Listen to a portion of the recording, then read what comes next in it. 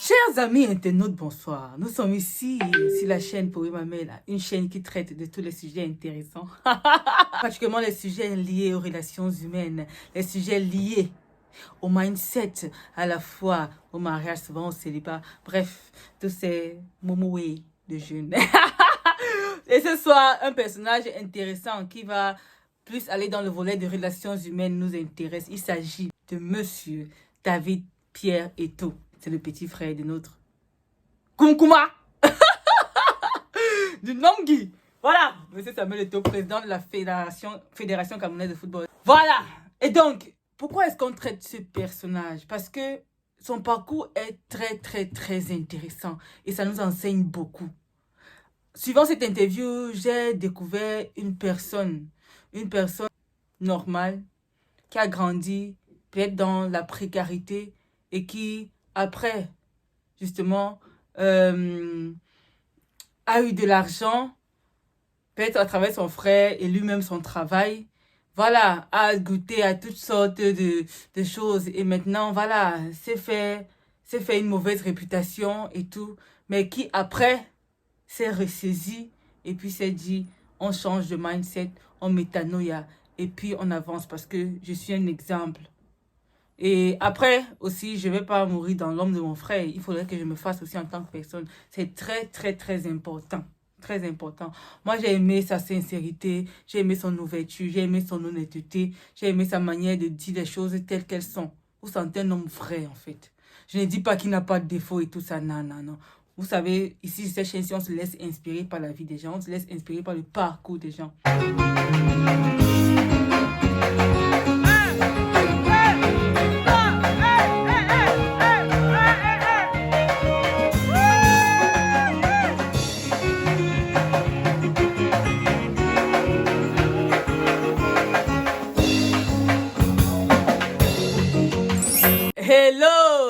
Hello la famille, comment vous allez? Comment est-ce que vous allez? Alors, c'est votre sœur Mela. Vous savez que sur cette chaîne, nous sommes également passionnés des relations humaines. C'est notre kiff. Et donc, aujourd'hui, on va un peu tirer des leçons de la vie de notre grand frère, de notre frère pour certains, de notre petit pour certains. Bref, David Pierre Eto'o. Moi, j'ai des origines camerounaises et voilà. Lorsqu'on parlait de ce monsieur qu'on aime beaucoup, bon bref, pas que je commence la tête à couille ici là comme ça, voilà, vous pensez que je suis partisane et tout. Tout ce que j'avais entendu de lui à l'époque, c'était du genre, voilà, il dépense l'argent de son frère et tout ça. C'est un shoga qui a la belle vie et tout. Bon, c'est vrai que moi à l'époque, je m'intéressais pas, je me suis jamais vraiment intéressé à la vie des gens. Vous voyez, ce n'est pas quelque chose qui m'a souvent passionné du genre. J'achète des magazines pour voir quelle star fait quoi de sa vie. Pour moi, franchement, ça a toujours été une grosse perte de temps. Mais maintenant, avec l'arrivée de l'Internet et le fait que je sois sur le net et dû aussi à ma passion de comprendre le monde, le comportement des gens et tout. Voilà, récemment, on parlait de la toile il y a eu beaucoup de boom concernant Monsieur David Eto'o. Et puis voilà, avec son nouveau son, c'est la Feka Foot et tout.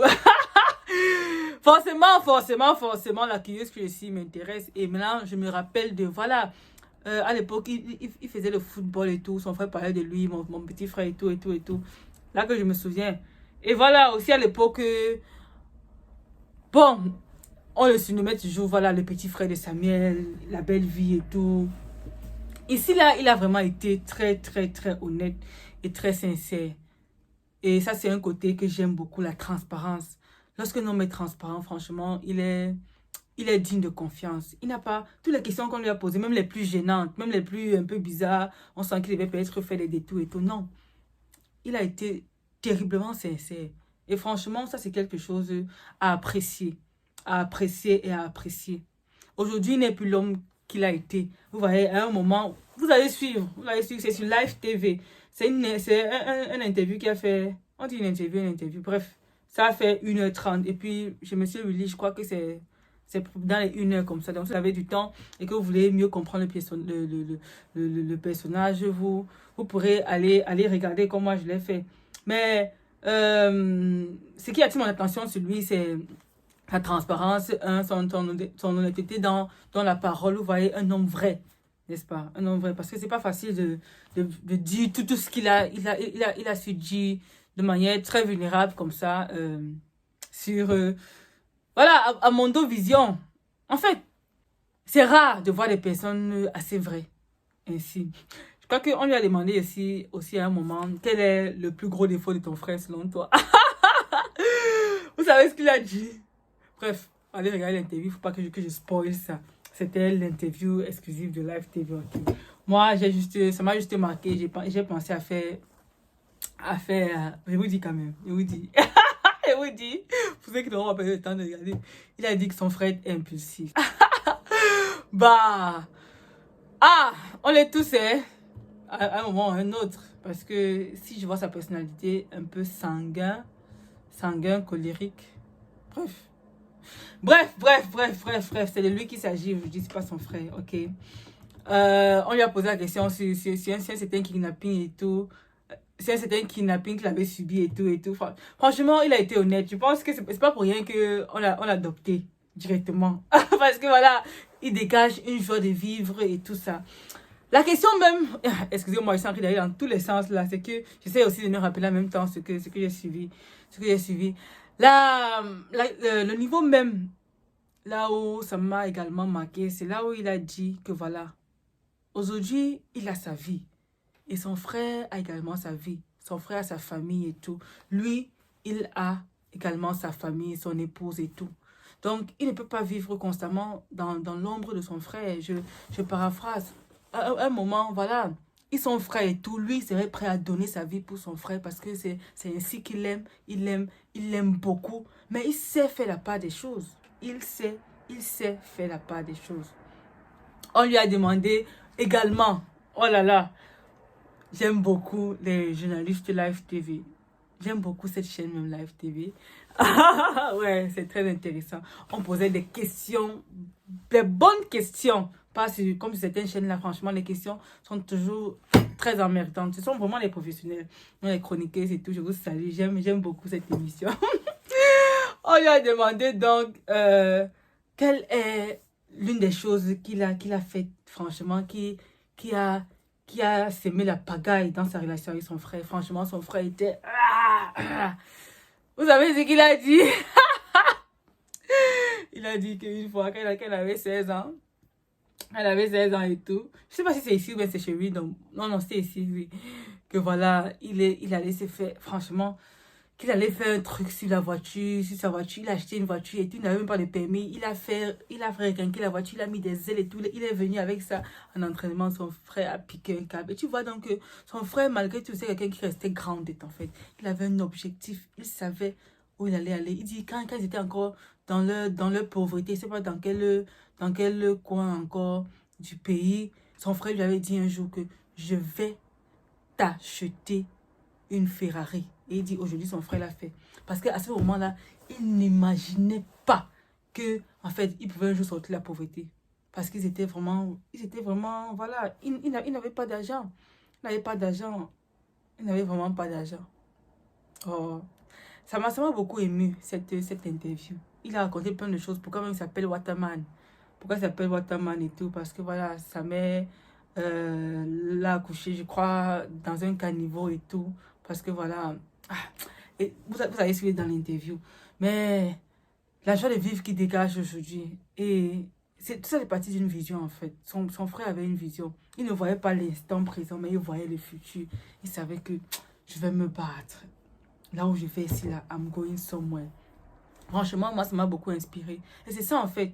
Lorsque j'ai dit qu'on parle des relations humaines ici, c'est que je suis inspirée, je me laisse inspirer en fait par la vie des gens. Parce que ceux qui sont venus avant nous, ils vivent des choses que voilà, ça nous inspire pour le futur. C'est très important. C'est super important d'apprendre des autres. Et moi, franchement, c'est un de mes kiffs dans la vie. C'est mon kiff quoi. Oh, j'ai beaucoup aimé le Mimi de Mimi. C'est la fait qu'à foutre. J'aime beaucoup. J'ai vraiment, vraiment, vraiment beaucoup aimé. Ah, monsieur David et Toby, big up pour ce que vous faites, voilà. On a posé la question de savoir même pourquoi est-ce qu'il a arrêté sa carrière et tout. Qu'est-ce qui s'est passé? Il a été honnête, il a été sincère en disant, voilà, il n'a pas respecté le football. C'est vrai que peut-être son jeu était meilleur que celui de son frère et tout. Mais voilà, il croyait à un moment que... en fait, au lieu de se mettre en tête que c'est le football qui va financer sa vie, quoi que sa vie qui finance le football. Bref, il a fait trop d'amalgame. Et puis, il a fait tellement de choses. Et une des choses qu'il a dit concernant son frère, c'était que son frère lui a dit un jour, vous savez quoi, écoutons cette partie même. Écoutons-la, ok. Et ton plus beau souvenir partagé avec lui? Son plus beau souvenir partagé avec son frère. J'ai trop aimé cette partie, écoutons. J'ai tellement de souvenirs avec mon frère. Qu'est-ce qui te vient tout de suite à l'esprit? Qu'est-ce qui te vient tout de suite à l'esprit? Je me rappelle cette nuit-là, le jour où nous étions dans sa chambre, à Neubel, au quartier. À l'époque, quand ma mère vendait du poisson, qui me dit, tu sais David, là je joue à UCB, mais je suis sûr que tu vas voir dans 2-3 ans, je vais t'acheter une Ferrari.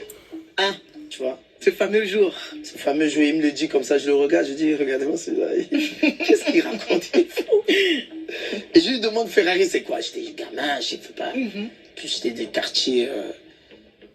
Il me montre. Il me dit, c'est ça. Wow. Il l'a fait. Ah, finalement, il a fait. Il a fait. Ah! Lorsque je le vois en fait avec son frère et tout ce qu'il dit, moi je ne peux m'empêcher en fait de me voir avec mes petites soeurs, avec mes soeurs, parce que j'aurai l'occasion de vous raconter cette chaîne-ci. Plusieurs fois on a été séparés pour plein de raisons, pour les raisons d'études surtout. Mais voilà, maintenant avec internet et tout, on se parle beaucoup. Et puis voilà, il n'y a pas ce sentiment de quelque chose de méchant qui prévaut entre nous. Vous savez que souvent dans les familles, c'est des discords, des voilà, non. Au contraire, nous, c'est trop bien. C'est trop bien. Quand peut-être des personnes qui sont dans des familles où la haine, où la jalousie prévaut, ils ne comprennent pas en fait ce lien affectif. Ils ne comprennent pas. Ils ne comprennent pas. Ils ne comprennent pas. Et moi, j'ai la grâce de le comprendre. Oh, vraiment... Autant que ça dépend de nous, faisons tout en fait pour maintenir ce lien. J'ai lu un post aujourd'hui sur Facebook qui m'a touché. Ils disent que voilà, désormais ceux qui vous aident dans la vie, ce sont pas les personnes de vos familles, parce que les personnes de vos familles sont devenues en compétition avec vous, ce sont les personnes du dehors. Et moi j'ai dit ça, c'est triste, c'est très triste. Et si une personne écrit sur le post, ça veut dire qu'elle a été touchée, elle a vraiment été touchée par quelque chose, vous voyez. Et donc, moi j'ai aimé ça. Le fait que son frère soit en fait visionnaire, peu importe où tu es aujourd'hui, ce que tu plantes aujourd'hui, c'est ce que tu récoltes. Il a vu plus loin en fait. Je ne sais pas comment il a fait, mais c'est comme si Dieu lui a donné en fait de voir que son avenir est un avenir radieux. Voilà une personne qui était à Nubel, sa maman vendait du poisson et tout. Il vivait dans la précarité, mais il n'a pas laissé cela l'arrêter en fait.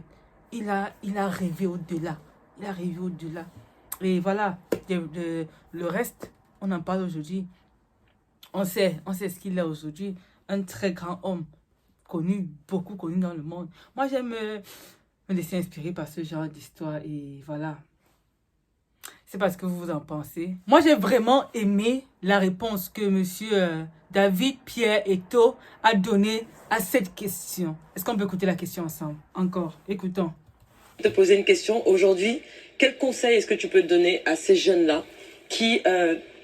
ont peut-être dans leur entourage des personnes qui ont réussi et qui se disent toute ma vie je peux surfer juste sur la vague de ces personnes-là. Quel conseil est-ce que tu peux leur donner? C'est quoi le conseil? Aujourd'hui, avec l'expérience de vie que tu as eue, parce que tu es passé par là, tu es passé par ce moment où ces moments où tu as utilisé, on va dire, le succès de ton frère.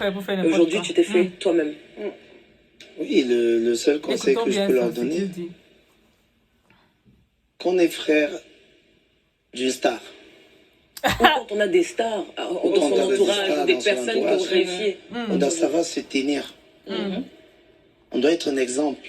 Ça, c'est le maître mot. Hein. On doit être un exemple. Avoir un bon comportement. Tu n'as pas le droit de faire tout et n'importe quoi. Parce qu'à chaque fois que tu feras une frasque, ça va déteindre sur cette personne. Bien sûr. Et tu n'as pas le droit de le faire. Parce que, en plus, tu as des gens qui te regardent. Tu as des gens qui prennent exemple sur toi. Ouais. Je prends mon cas. Cette partie m'a beaucoup aimé parce que voilà, on sait bien que Monsieur David Eto'o vient de très loin. Il vient de très loin. Il vient de très loin. Vous savez, avant de finir de commenter, on va écouter la suite. Ok. Dans l'émission, parce que j'ai regardé 2 émissions dans lesquelles il est passé en Côte d'Ivoire. Il est aussi passé sur le WAM, dans l'émission de Monsieur Willy Dombo à midi. Et voilà. On lui a posé une fois, on lui a posé la question là-bas. Et ce qui me plaît chez lui, c'est qu'il est lui très, très sincère, terre à terre, là. Il ne cherche pas trop de détours, il explique les choses de manière, de manière très, très, très terre à terre. On lui a posé la question de savoir est-ce qu'il a menti pour que son frère lui donne de l'argent. Il a dit oui. Il vient de très loin. Mais c'est ça qu'il a dit que... C'est ça que je crois que un proverbe dit qu'il n'y a que les idiots qui ne changent pas en fait. C'est possible que les personnes reviennent à des meilleurs sentiments. Et il ne faut jamais, jamais, jamais dire que quelqu'un ne peut pas changer. C'est possible. C'est possible. C'est possible. Et moi, j'ai vraiment beaucoup aimé cette leçon-là. Cette leçon. Écoutons. Aujourd'hui, je ne peux plus être le même David. J'ai pas le choix. Je me dois de changer. Bah oui. Parce que j'ai plein de jeunes qui me regardent. Alors, je dois être un exemple. Je ne peux pas faire le con. Yeah. Merci beaucoup, David, et merci, Soso. C'est vrai que peut-être cette vidéo-là, le début, le milieu, la fin, j'espère quand même qu'on a pu tirer quelque chose. Nous sommes ensemble, la team, la super team fan. Nous sommes fans des gens. Nous aimons voir les gens réussir. Nous aimons nous laisser inspirer par la vie des gens. Ou bien, on est ensemble, la famille. Dites-nous ce que vous avez pensé de tout ce qui se passe. Vous voyez, il a en fait réversé la tendance. Tout ce qu'on disait de lui, c'est un fêtard, il pense à son frère et tout. Il s'est reconverti. Maintenant, il fait du business, il fait l'import-export. Il est dans, voilà, l'aéronautique. Je sais pas. Non, qu'est-ce que c'est de l'aéronautique? En fait, avec l'eau, la douane et tout. Franchement, la fait qu'à foot. On est ensemble. J'ai aimé. Ça m'a beaucoup inspiré, ça m'a beaucoup parlé en fait. Vraiment, vivement. Allez de l'avant. Bye la famille. Si vous êtes nouveau ici, n'oubliez pas de... Voilà. Ici, on ne presse personne. Et lorsque vous le sentez, abonnez-vous et on avance ensemble, ok? On avance ensemble. Prenez soin de vous, de votre santé mentale, de votre cœur. Investissez en vous-même car vous êtes votre meilleure entreprise. Bye.